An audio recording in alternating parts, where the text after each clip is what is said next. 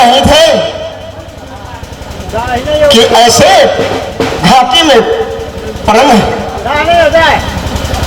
मैंने झूठों को जांच दिया था।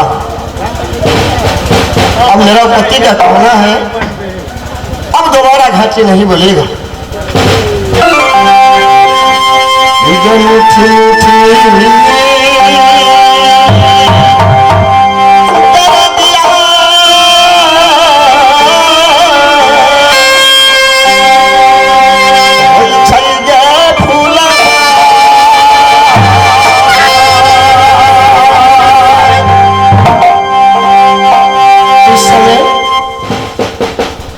मैं दादी को बुलाती हूँ।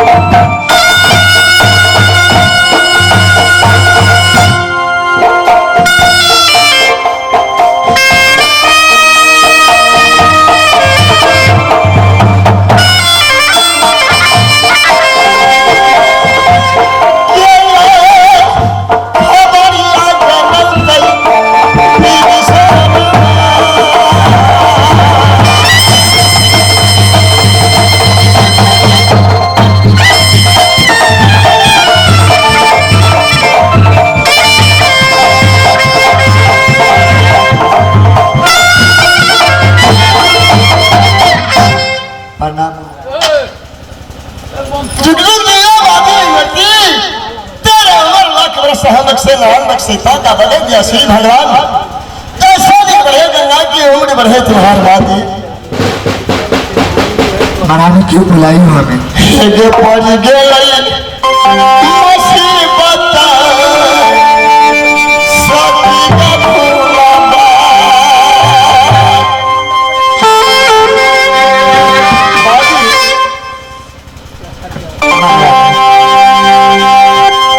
मेरा पति देव सबकी घाटी याद करके गया था। मेरे विचार से मैंने सोची हूँ कि जांचती है अगर मेरा पति का सुरता है या नहीं है। हम घाटी बजा दिलिए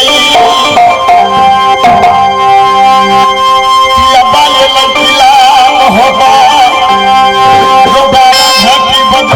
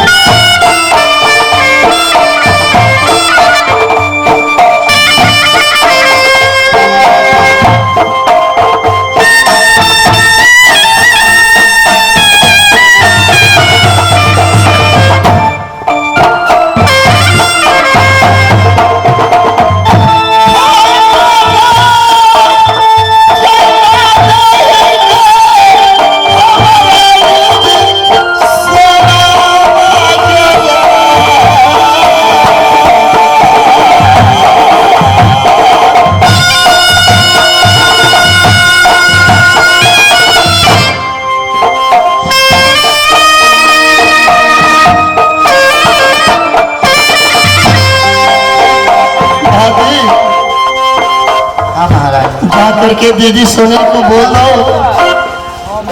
महारानी फूले के दर्द होती है मैं तम मर गया तै फूलबा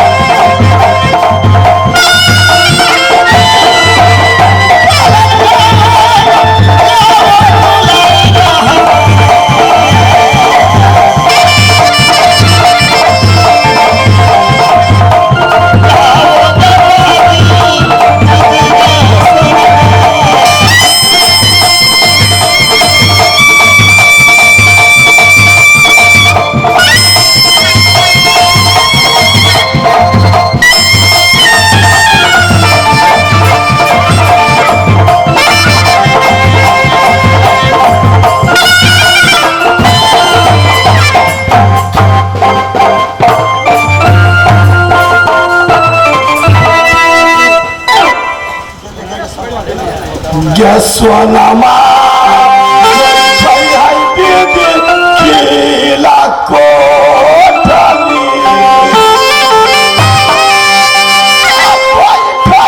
Ya Bibi Sama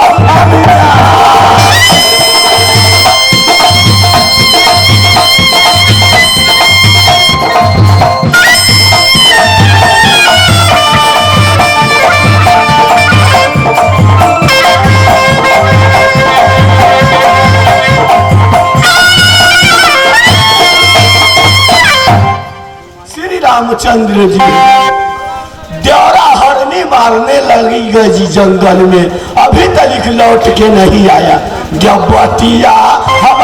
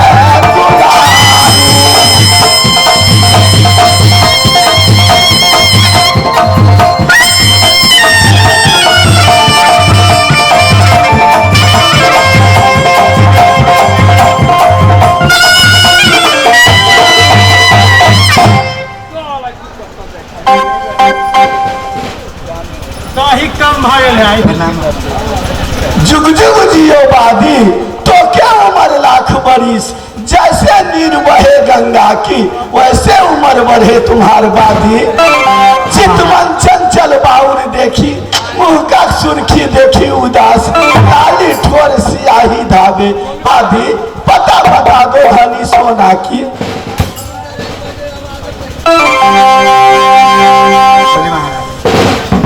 बादी हाँ महाराज क्या आई है सोना बंगला पर कोई जरूरी है हाँ महाराज बहुत जरूरी है बहुत जरूरी है हाँ महाराज गोतनी फूला ने बुलाया है हाँ महाराज चला चला चला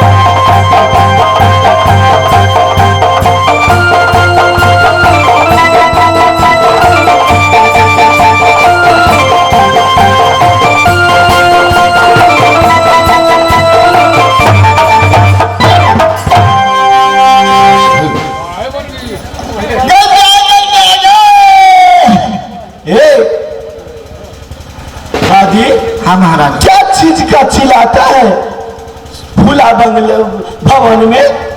हाँ महाराज जी, बहुत आवाज आ रही है जोर से। बहुत आवाज आई है।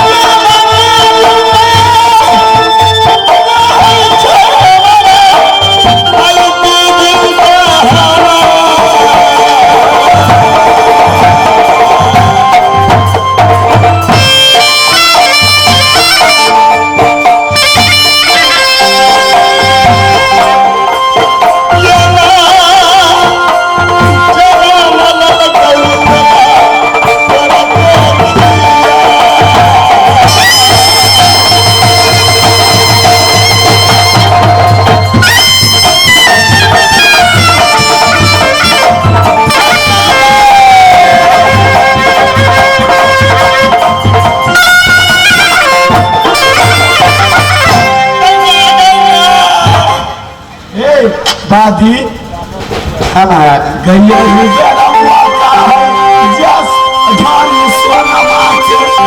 कहूँ बेटा हो जाएगी धनी फूला को, सोना बेटा को घट जाएगी माँ। दादी हाँ महाराज। है ना? हाँ महाराज। गैया मौका है सोना माँ के हमारा अपना भैया क्या मारे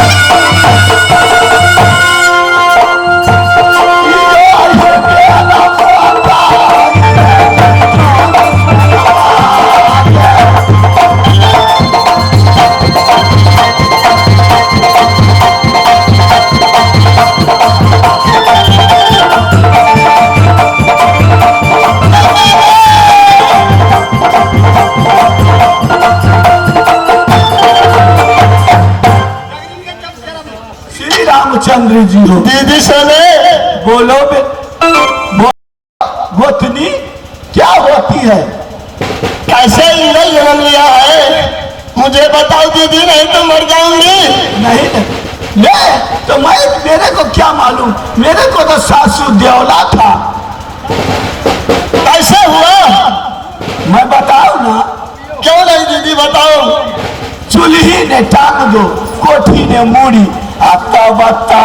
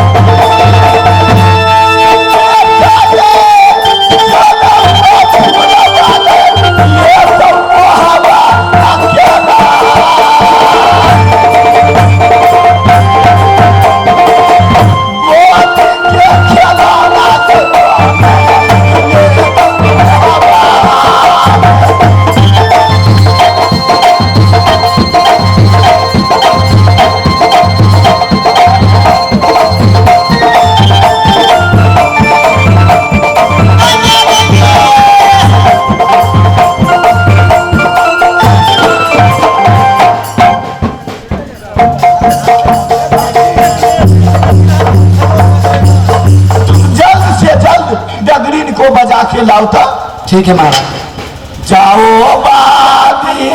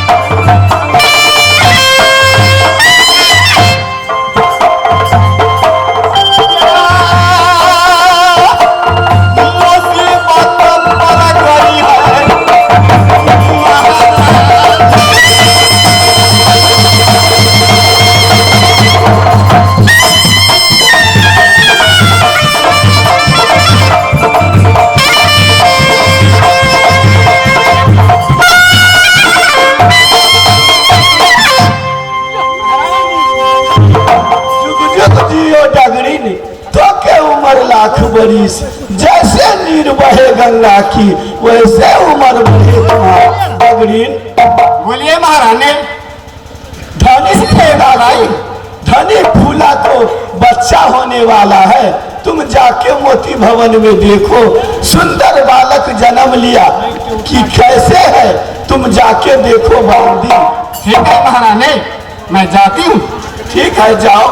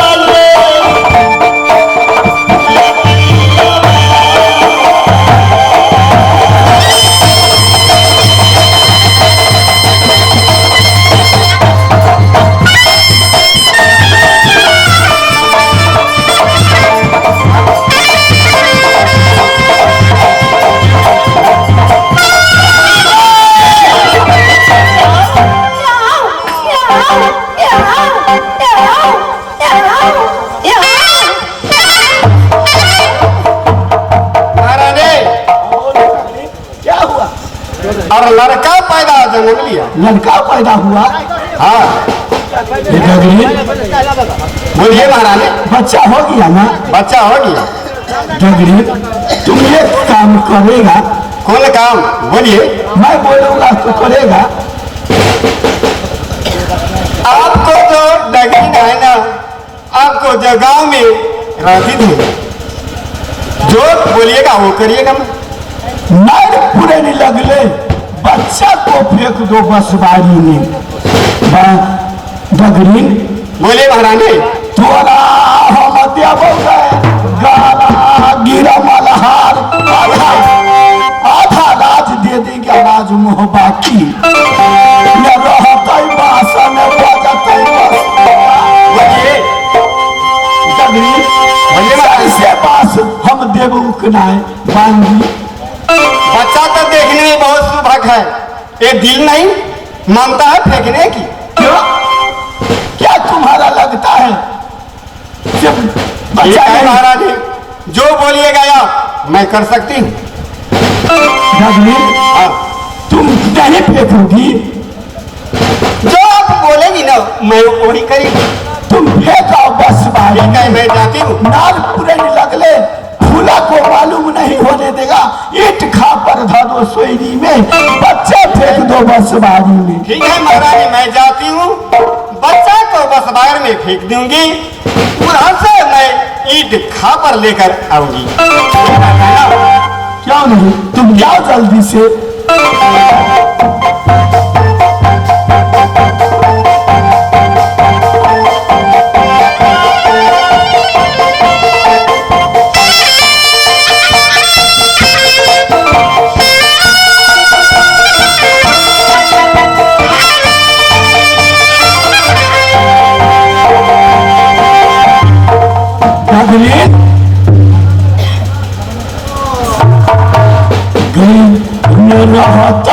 बासा नहीं गई बजते बसुरिया जरी से बसवा हम देवे उकना।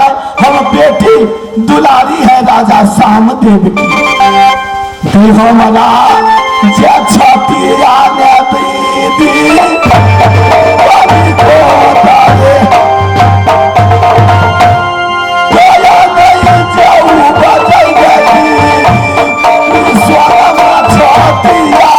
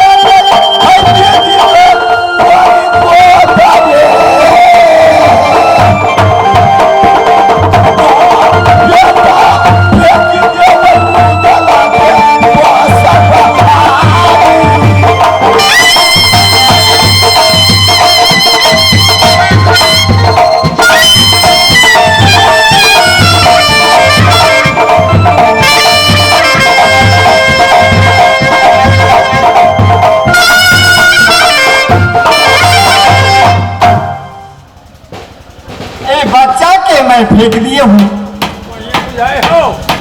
बढ़िया तो नहीं बुझाए हो ढोलकिया मास्टर की कहियो, हमरा एको रति दिल नहीं हो छलका से बच्चा के फेंकी। बड़ नीक, हे भगवान देखे में कते नीक छले ना, पूछू ना पर ला ले लिया आ चल जाए छे महारानी और दे लाग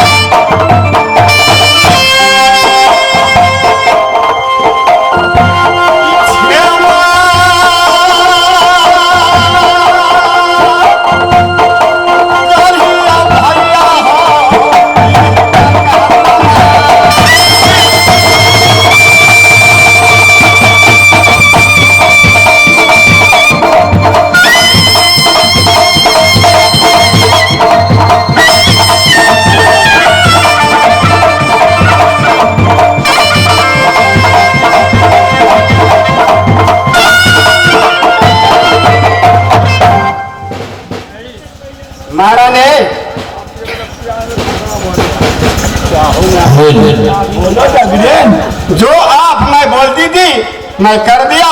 ठीक है, तोरा हम देगा खुशी से इनाम। बोलिए महारानी। आधा मोहब्बत आज दे देगी, डला भर स्वर्ण तुम्हारा दे देगी। क्या जिंदगी बना दे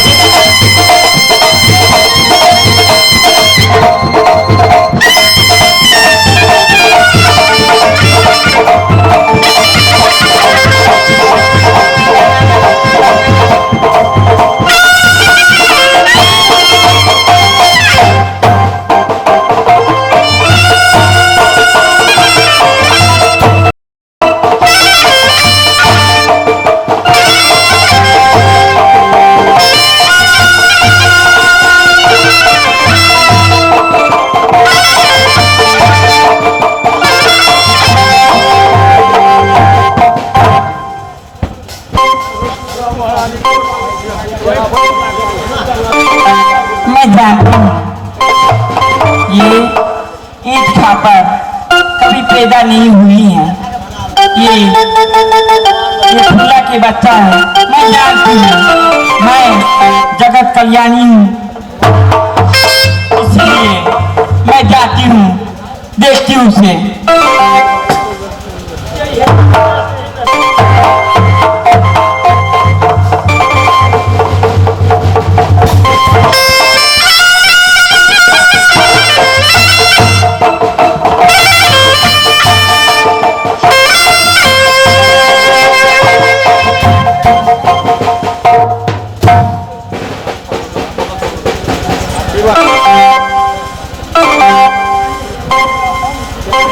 दीदी सुनो। बोलो भूतनी। दीदी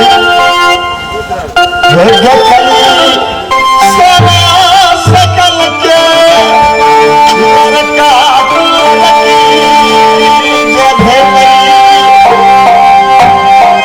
चेहरा देखा देते सती फुलाते अतना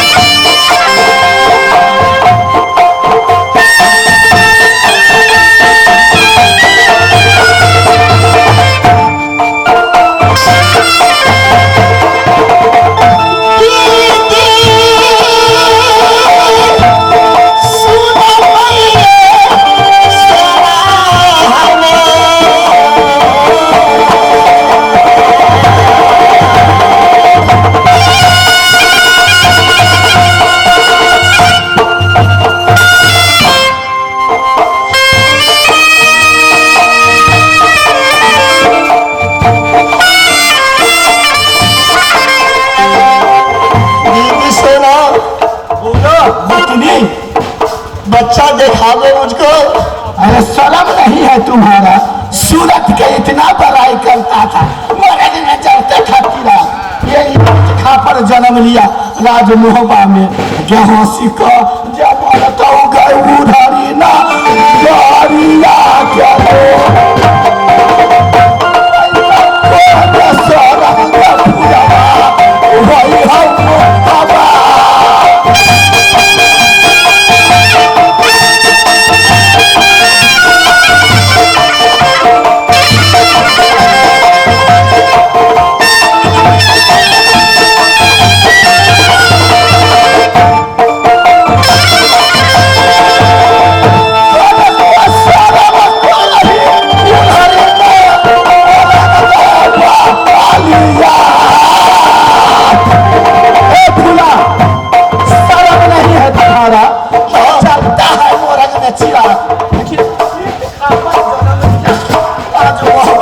नहीं नहीं दीदी सर, मुझसे मजाक मत करो।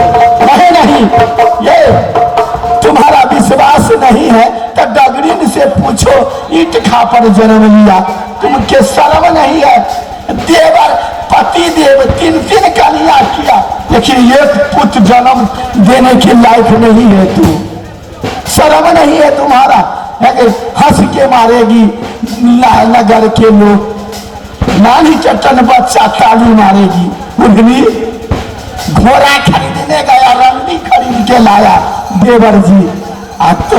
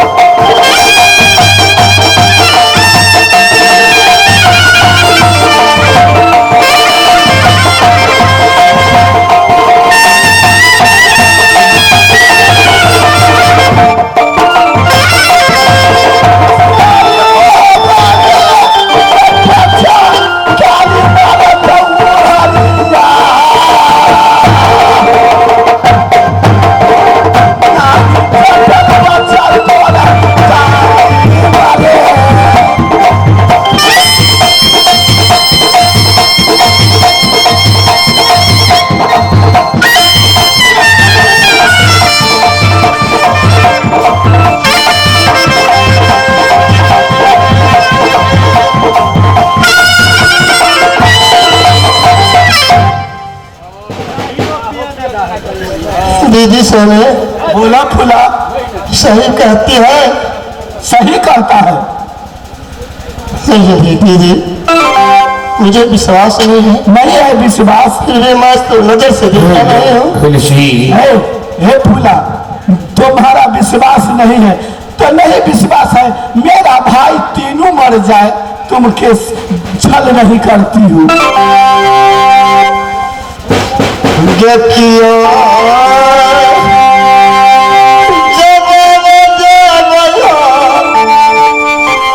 अपना पियवा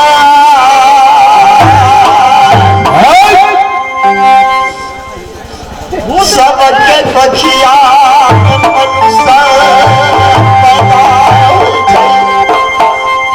हमारा बखिया से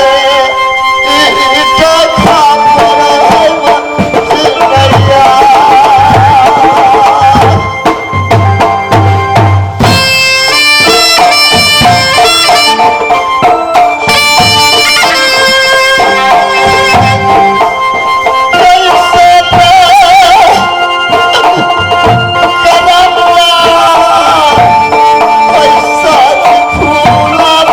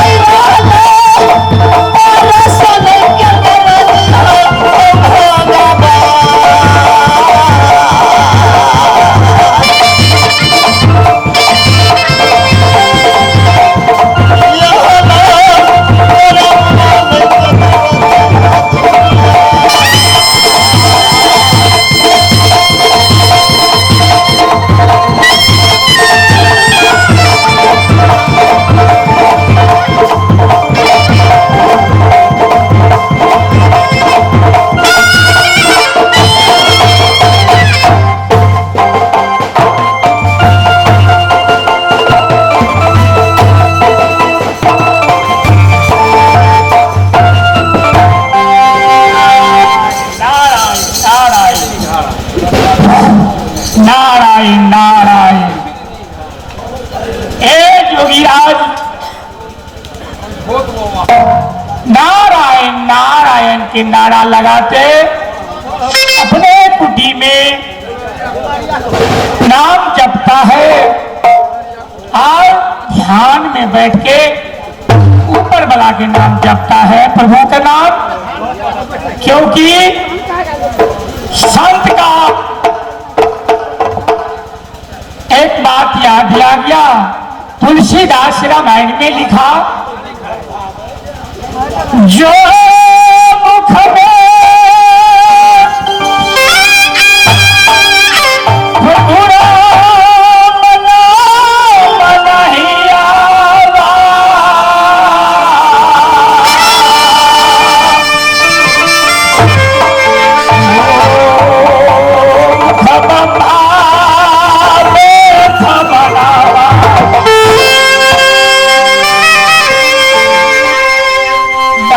महान भाव मनुष्य जन्म बहुत कठिन से पाता है। तुलसीदास रामायण में भी दिया है कि बड़ा भाग मानुष तन पावा, सुर दुर्लभ सब ग्रंथ ही गावा। ये मानुष तन पाके बहुत कुछ कर सकता है, बहुत कुछ किया, अब करने का भी बाकी है। ऐसा सुंदर तन मिलना बहुत ललायत होता है। देवी देवता बहुत चीज ललायत होता है मनुष्य तन पाने के लिए। इसलिए जब मनुष्य तन पैदा लिया तो मुख से सुबह शाम स्वर्ग से मिलता है, प्रभु का नाम लो, राम नाम का नाम जपन करो। हरि नारायण नारायण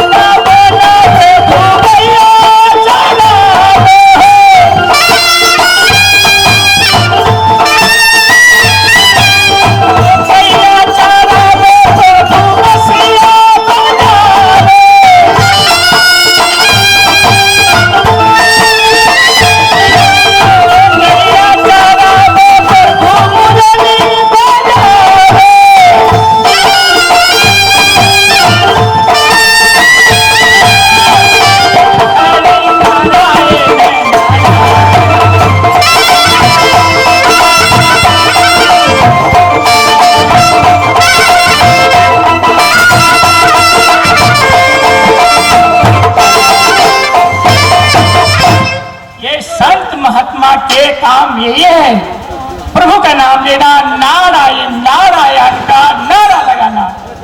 इसलिए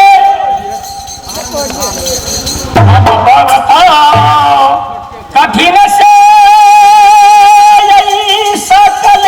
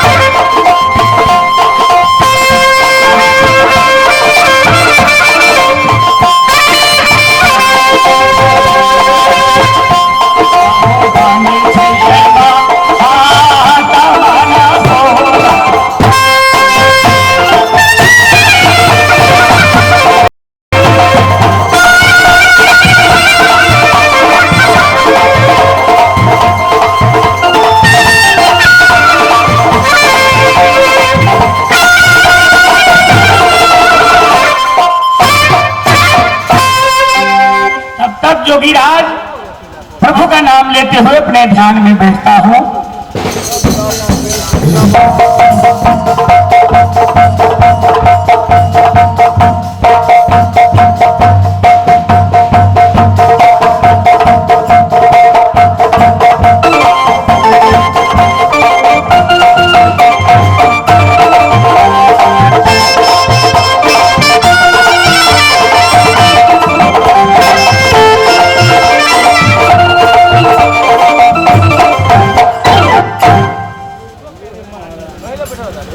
मैं जाती हूँ, इंद्र के विलास से मैं आई हूँ।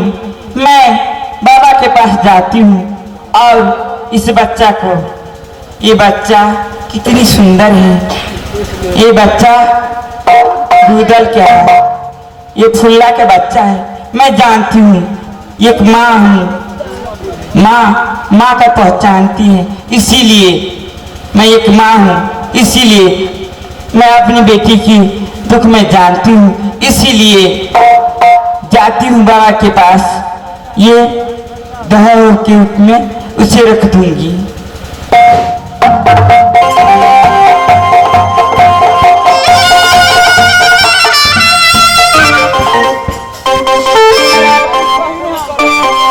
बाबा प्रणाम करती हूँ।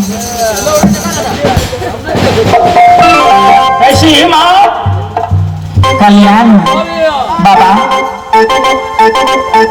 कैसे आज जोगीराज का कुटी में आना हुआ माँ?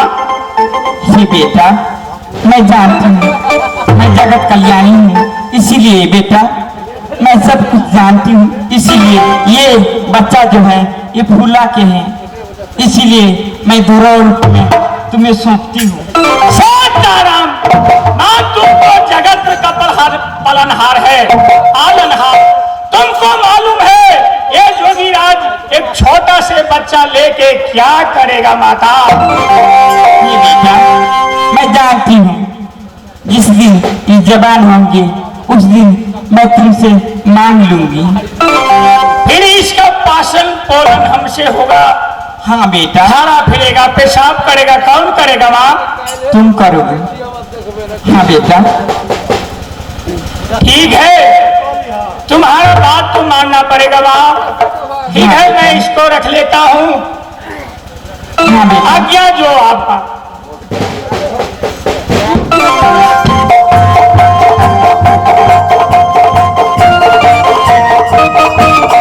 एक बात बेटा, जिस दिन ये जवान होगी मैं उस दिन तुमसे मांग लूंगी मैं। ठीक है, जब तक मेरा पास है हाँ, तब मैं इसको रखता हूँ। हाँ बेटा, आप ले जा सकता है, कोई नहीं। कल्याण हूँ बेटा, मैं जाती हूँ मंदिर में वास करने के लिए। ठीक है माँ, कल्याण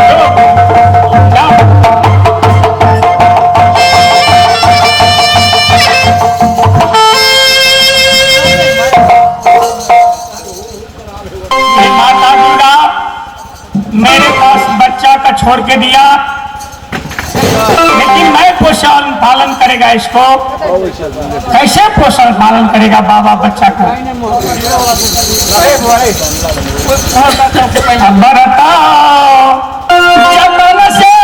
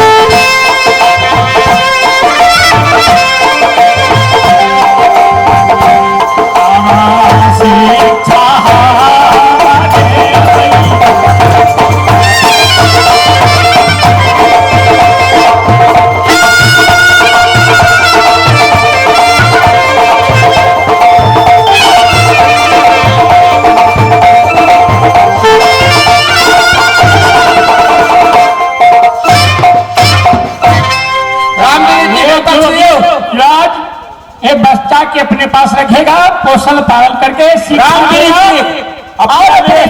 खाना बना के झाड़ू लगाएगा, खाना बनाएगा, जोगीराज को खिलाएगा। तब तक ये जोगीराज अपना कुटी में जा रहा है। चलिए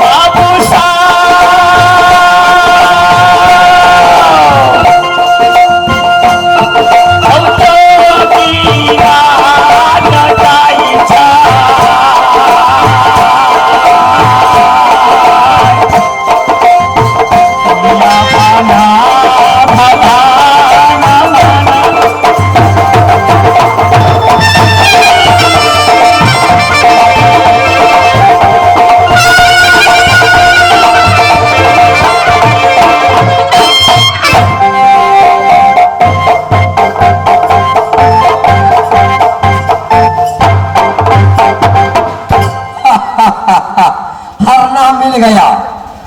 इतने सुंदर हरना मिला जंगल में। जंगी गाड़ी पर हरना के लाद हो क्या नहीं। अब चलो महाराज, भविष्यनाथ रास्ता जोती होगी, जल्द से चलो महाराज। रोक रहा इस समय क्या नहीं। भावी सेना की मनोकामना वाक्य पूरा होगा, कबाब बनेगी और मोहब्बा का भीतर कबाब सवाब उड़ेगा।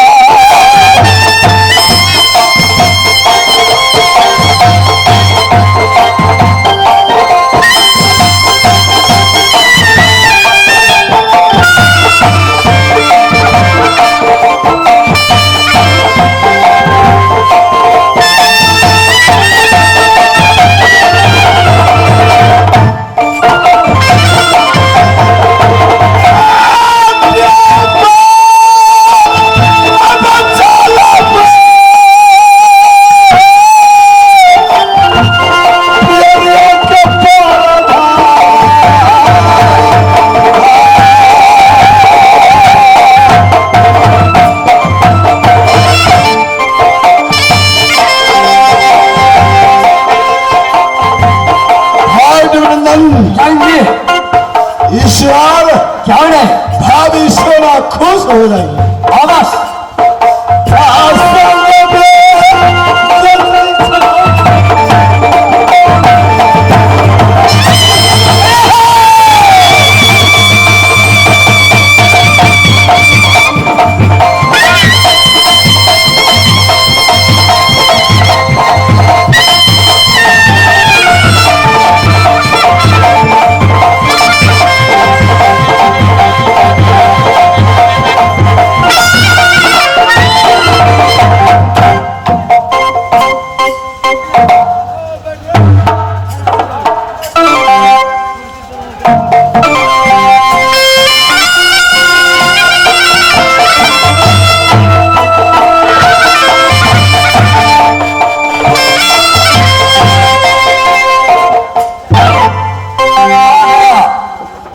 महबा खिला पहुंच गया जंगी।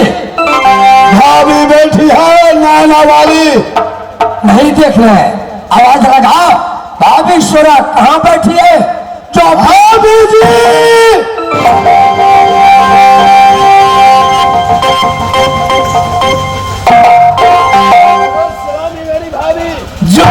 जियो देवर दुलारू, तो के उम्र लाख बरिस, जैसे नीर बहे गंगा की वैसे उम्र बढ़े तुम्हारा देवर जी। भाभी आगे बोलिए। हमारा लाया जंगल से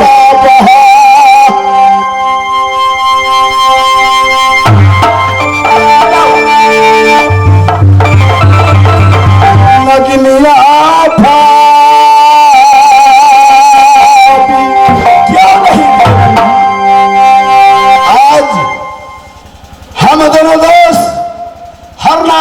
की जंगल से लाई है। कितने दिन की बाद जंगल से वापस आया है। आज मोहब्बा का क्या कुशल क्या खैरियत है? हमारा कुशल बता देना।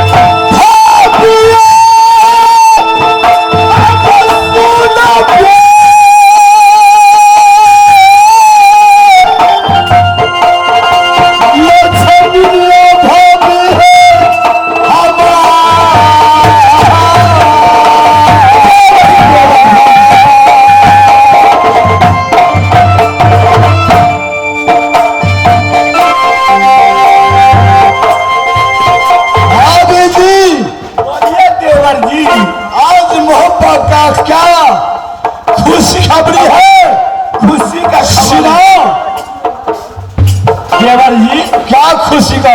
आज मोहब्बा खुशी का खबर है। क्या है? क्या जन्म लिया राज मोहब्बा? क्यों नहीं देवर जी? क्या बात? भाभी क्या बोलती है भैया? क्या क्या देवर जी आपका पुत्र पैदा लिया हम मोहब्बा।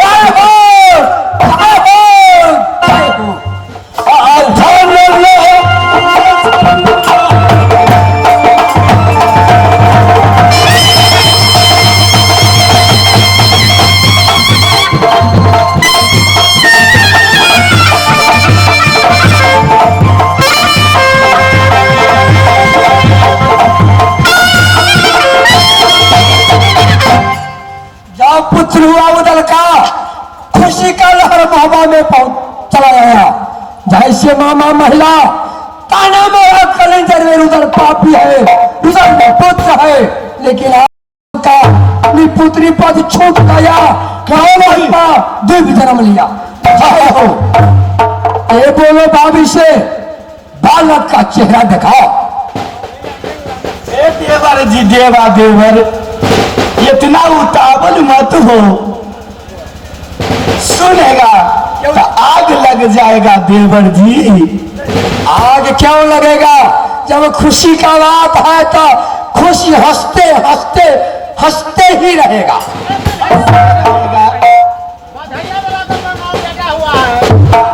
देवर जी बोलो खुशी का खबर है, बधैया वाला को मंगाओ, बधैया लुटा दो राज मोहब्बा में। अच्छा जय हो जय हो।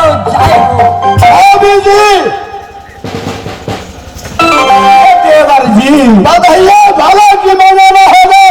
क्यों नहीं? ठीक है, जिस रोज बेटा इंद्र पैदा हुआ उसी रोज बधाइया वाला ने मोहब्बा का भीतर में बहुत धूमधाम के साथ गान बजान किया। लेकिन आज भाभी वही कहते हैं, देवर जी भाभी आपको तो पैदा हुआ बेटा, तब बधाइया नहीं होगा तो क्या होगा देवर जी? उदला लुटा के तभा बियन धन भाभी जी, क्यों नहीं देवर जी? उदल लुटागा अंधन लक्ष्मी, क्यों नहीं देवर जी? भाभी भाभी लुटा दिया हाथ के गजल में हमार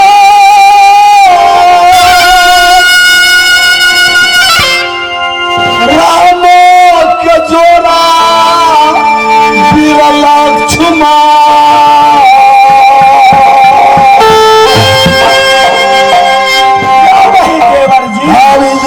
क्यों नहीं देवर जी? जैसे राम की जोड़ा वीर लक्ष्मण है, भीम का जोड़ा अर्जुन, आल्हा के जोड़ा उदल भेला या जयिंदला के जोड़ा।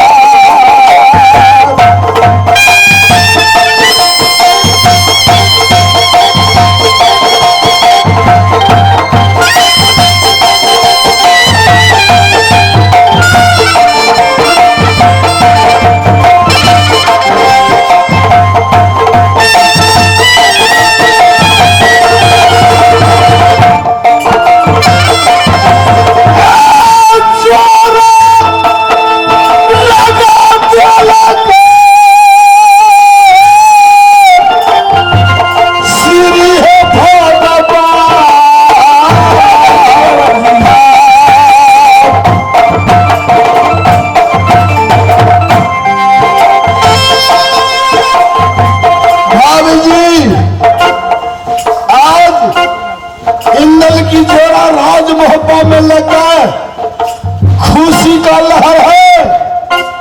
आज जितने लुटाना है लुटा लो। बधाइया वाला की खबर करते हैं, बधाइया वाला आएगा, नाच गान धूमधाम के साथ होगा। आज जितना लुटिया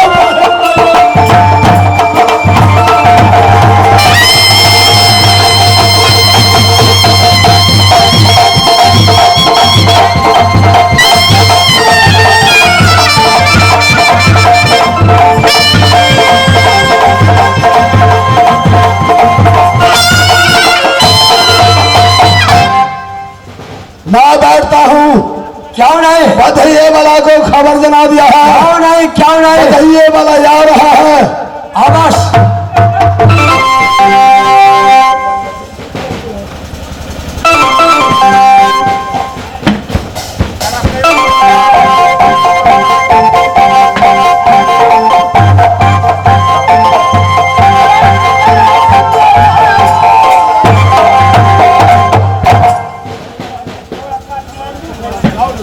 मालिक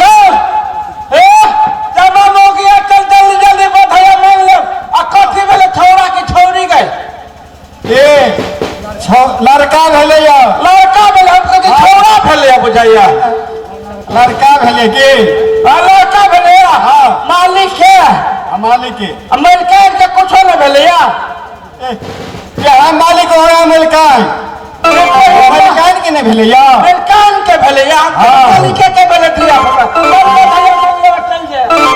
भैया मांगने आया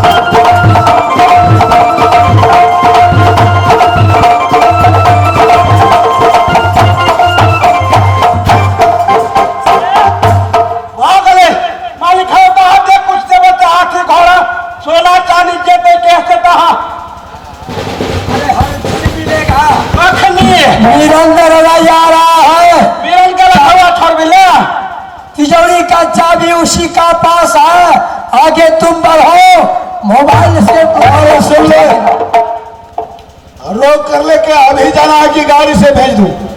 जगह का फेदार मालिक डॉक्टर देव हाथ का नाम चलता न तोड़े देखो वहां बंधा हुआ है। गौवा हाँ गए गए ओ चानी वो जब बांध दे ले खोल कर ले नहीं तो चोर लाई देता हाँ दुर्गी, तुम्हारे मोबाइल में देगा। राजा लूटा में चलन खाने चला में, राजा लूटा में चलन खाने चला में, राजा लूटा में चलन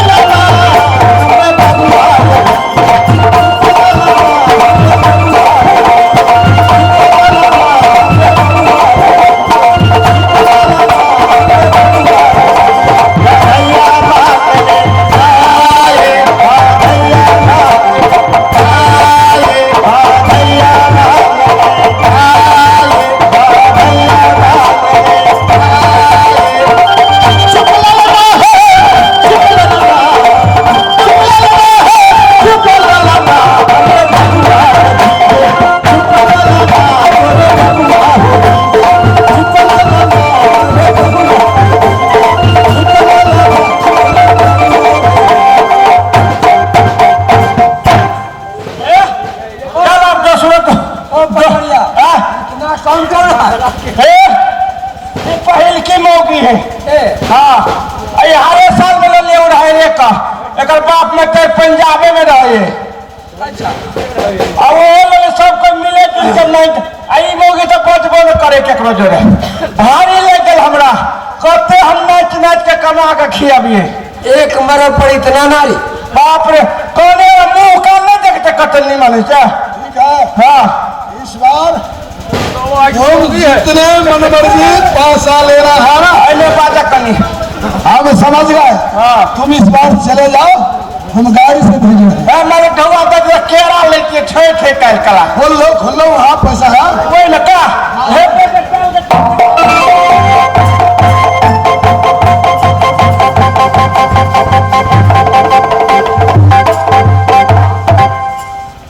अब तो भाभी जी, बोलिए देवर जी भाभी बोलिए देवर जी आपसे यही कहना है, हमारा चेहरा देखा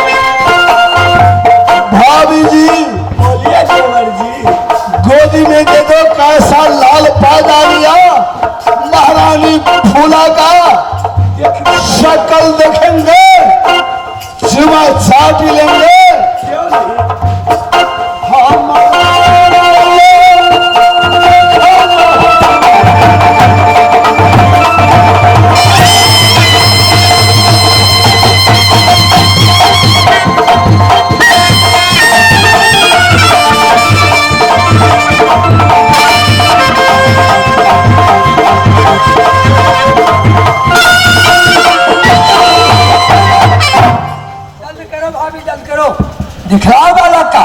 देवर जी बच्चा देखेगा ना। कौन है?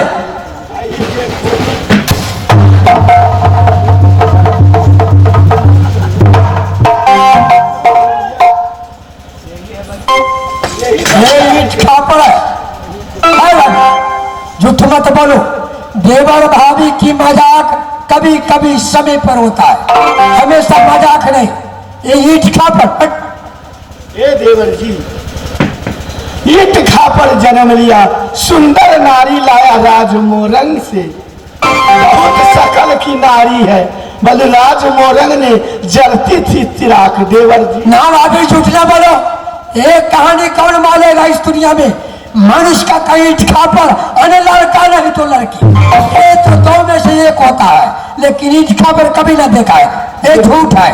नहीं नहीं देवर, हम झूठ बोलबे नहीं करेगा देवर जी। नहीं, मुझे विश्वास नहीं होता है। नहीं विश्वास है? क्यों नहीं? मेरा भाई मर जाए मैं झूठ नहीं बोलती हूँ देवर। ये क्रिया में दम नहीं है। क्या है मर जाएगा, इससे क्या तुम्हारी होगी? कुछ नहीं। क्या? है जंगी विश्वास होता है? भाभी जी देवर जी मजाक थोड़ा से कम करो। वही बात नहीं। देवर जी ये मजाक नहीं है। क्या है तो सच्ची में है देवर जी। भाभी सच नहीं बोलते तुम। क्यों? मेरा पर विश्वास नहीं है देवर जी। तुम्हें नल लगा के शपथ खा लो कि बेटा ही नल मर जाए। खापट पैदा लिया है। ये हुआ से बेटा इधर जन्म लिया है। ठीक है, मेरा बेटा मर जाएगा, झूठ नहीं बोलेगा देवर।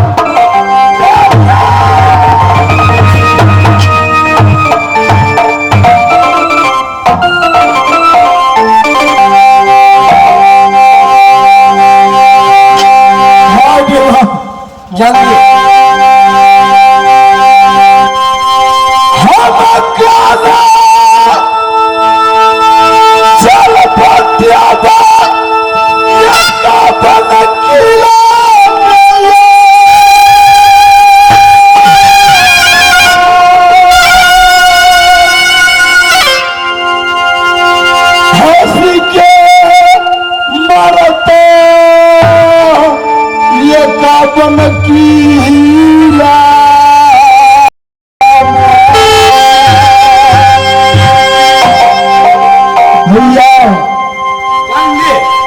का नाम पर थुकेगा सारी ही दुनियावासी। सकल का उदल क्या है? इतने 6 गज चौड़ा 9 गज लंबा, क्या है? के है मस्त जवान, वहां का पत्नी का ईट खापट। इतने सुंदर महारानी जिसका रोशनी से 14 कोस मुल्क में जाग करती थी, और का दुनिया का जरूरी है, लेकिन उसका कौन से ईट खापड़, छोटे छोटे बालक ताना मारे। हम क्या ना हम चल पाए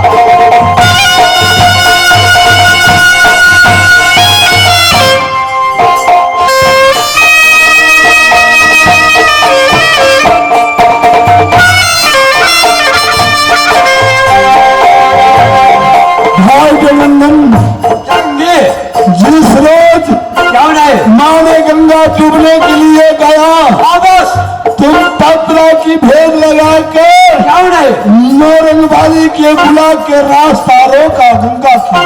क्या नहीं आज पारस देखो उधर का, क्या पारस है, क्या नसीब है लिखा। अब तो मालूम पड़ता है तो इससे अच्छा उसी दिन तुम गंगा डूब जाते तो दुनिया का लोग ताना नहीं मारते।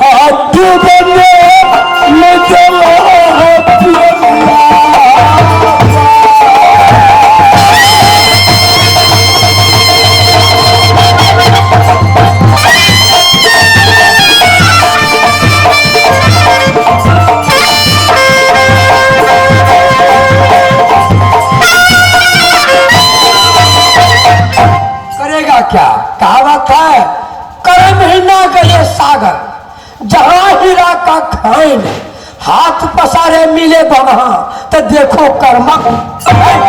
तकदीर में वही लिखा है तो क्या करेगा। लेकिन एक बात भैया जंगी सवाल इस जगह है, क्यों नहीं सबसे पहले रंग बाली से बालक मांगेंगे। वही बात मैं बोल रहा हूं कि प्रसवती का चेहरा गर्भवती का चेहरा अलग अलग हो। चलो उसका चेहरा माँ बैठल है मरनिया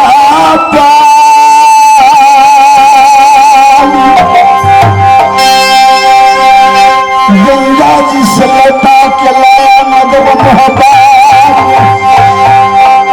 हम चल चला भैया।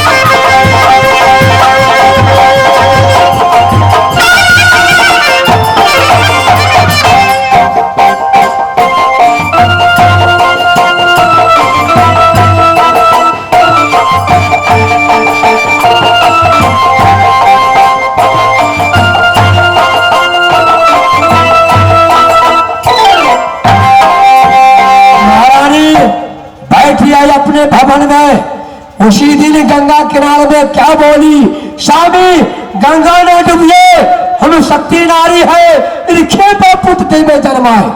आज पुत्र मांगो फूला से। प्यारे मोरंग बाली,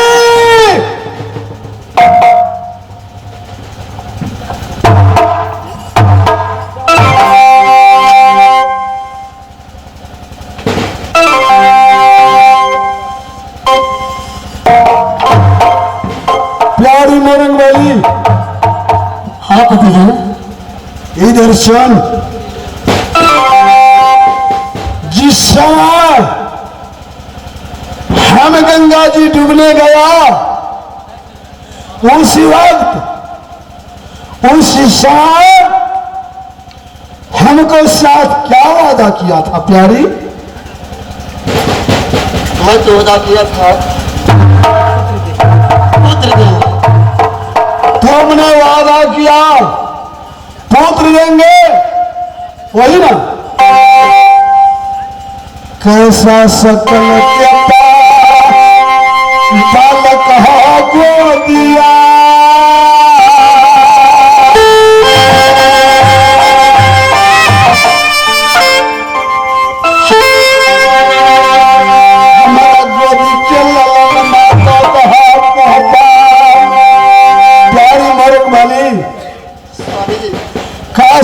शकल का पुत्र तुम्हारे ओद्र से वादा लिया है, आज मुझे गोदी में दे दो, उदल खिलाएगा।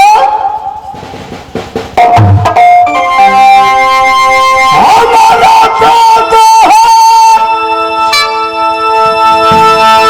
ला ला ला मामा, रानी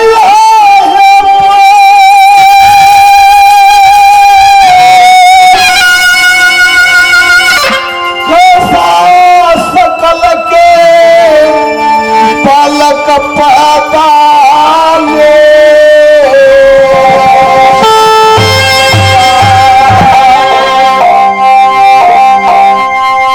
हमारा चेहरा दिखाता है और यह गाधा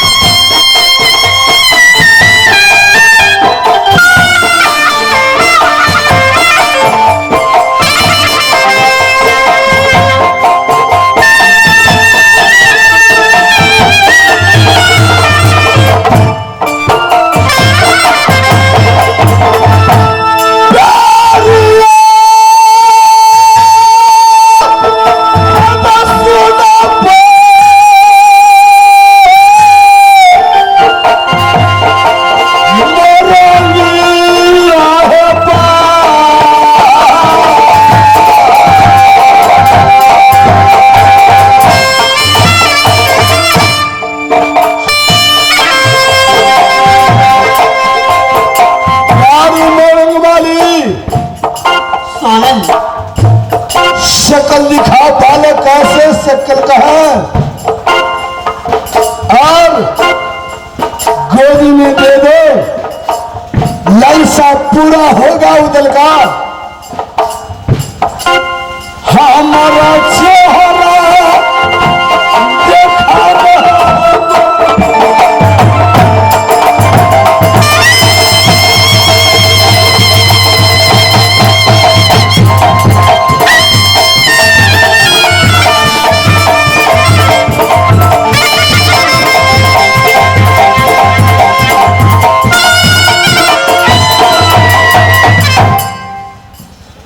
स्वामी जी बताओ।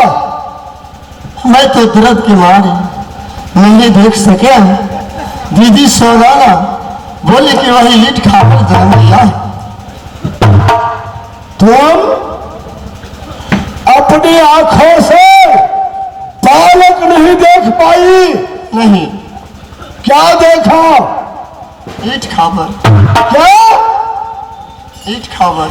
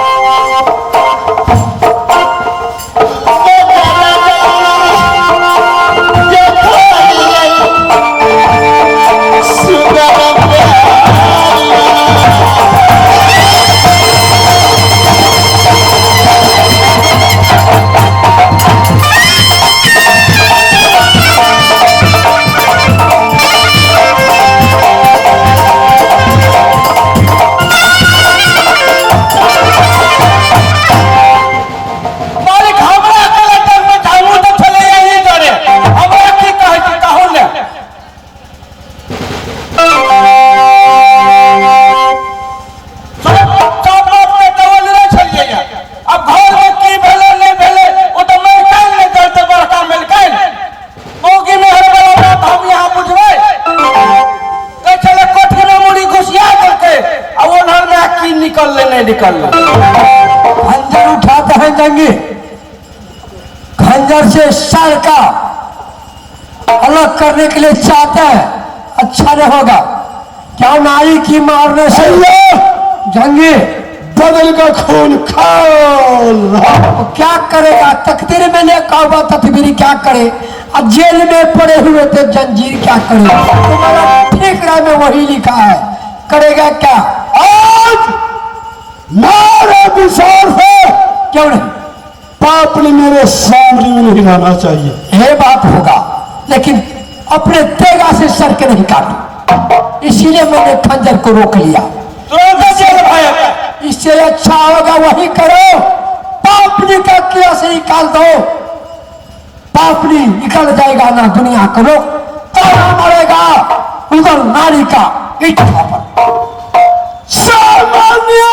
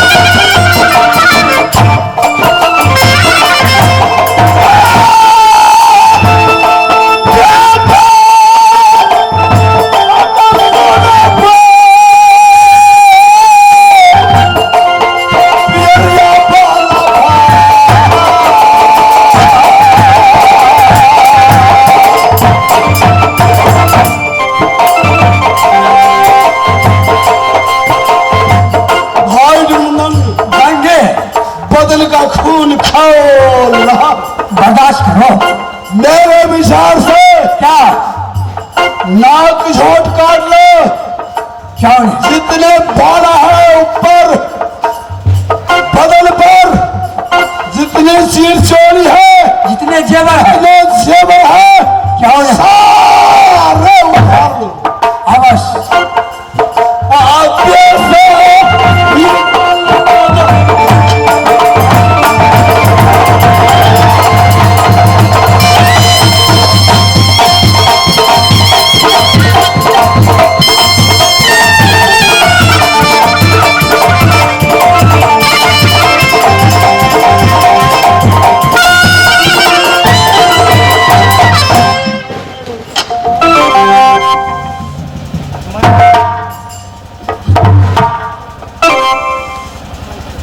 पतिनाथ तुम्हारा नहीं, आज से रिश्ता टूट गया पति पत्नी का,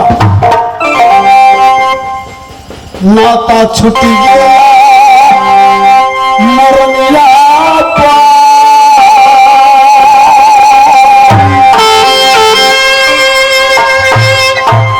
आज से तुम पति का नाता भूल जाओ। नाता टूट गया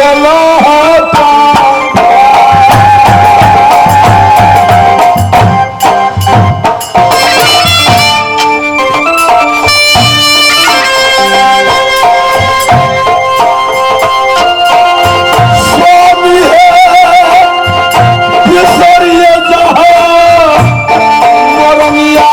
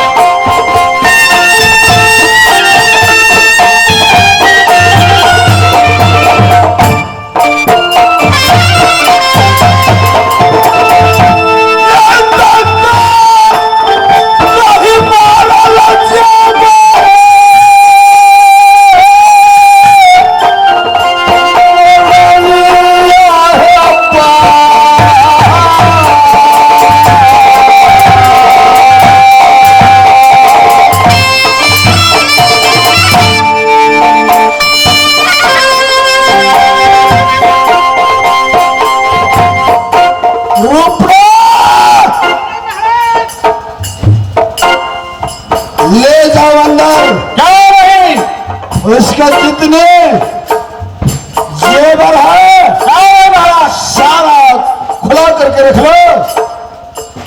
फट चिटी सारी पहना दो। नाक झोंट काट के कर खेल चुन का टीका लगा दो। ये सामने ये तोला नहीं।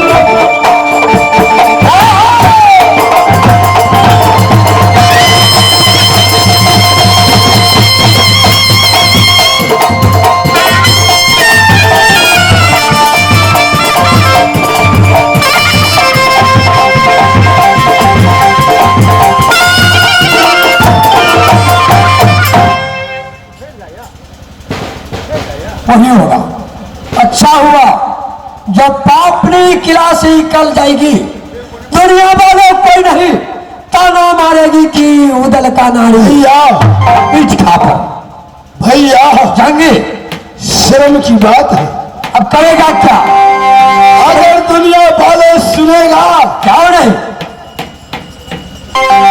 सारा ही दुनिया वासी उदल का बदल पर थूकेगा। अरे सारा ही दुनिया वाली बासी उतना ही नहीं कि छोटे छोटे बालक क्यों न ताला मारेगा, इसी उदल का नारी पीठ का पर जन्म लिया। करेगा क्या? सोचने से कुछ नहीं होगा। आप चलिए किला में आराम कीजिए। पाप निकल गई किला से, कोई नहीं ताना मारे। मर जाए कट जाए, कोई बाघ सिंह खा ले जंगल में, पाप ने लौट कर नहीं आएगा। चल पिया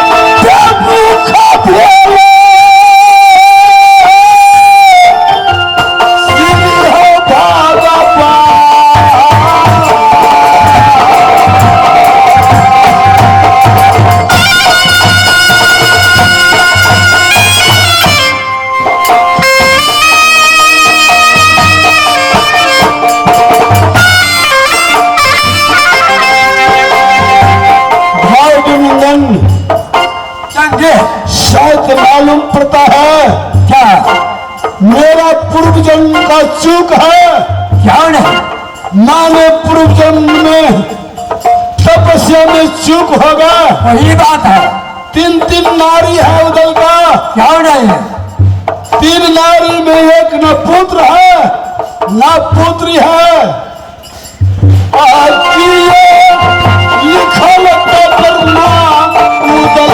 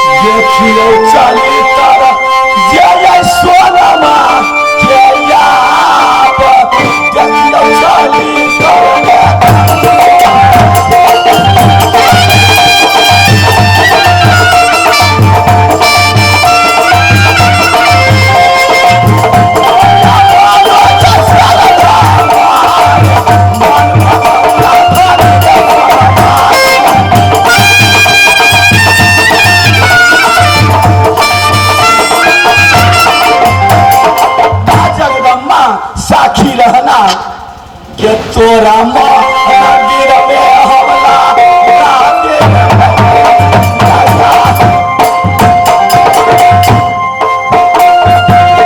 सोने मंदिर भाग मैया बने बउआ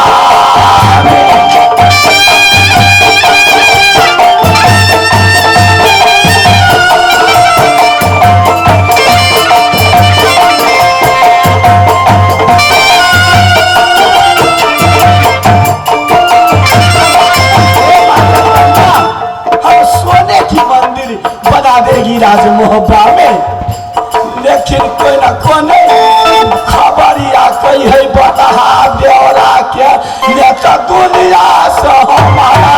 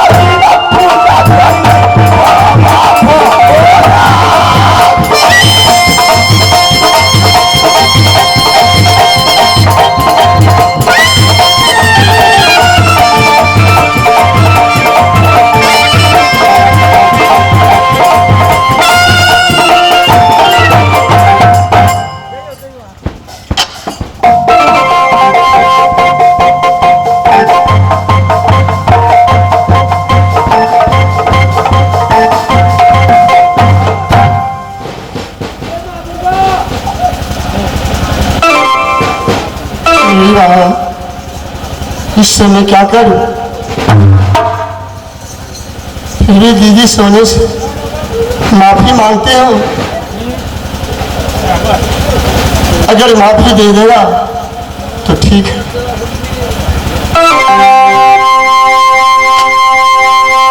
गलती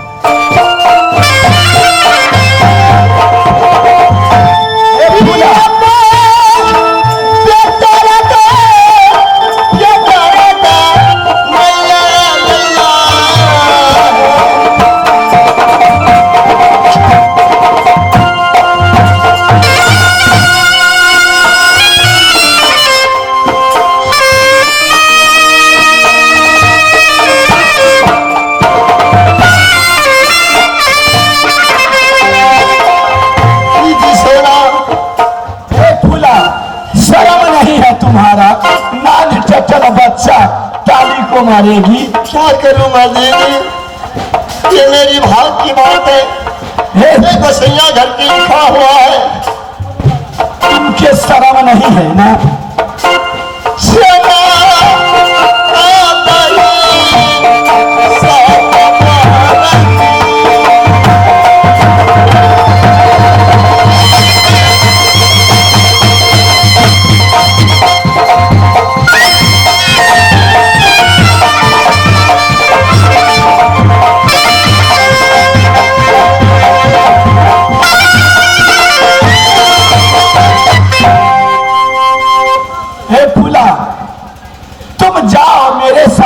से तुम्हारा शकल मैं देखने नहीं चाहती हूँ। ठीक है दीदी, मेरा पति जो ऐसे बीमार है तो आदमी पीछे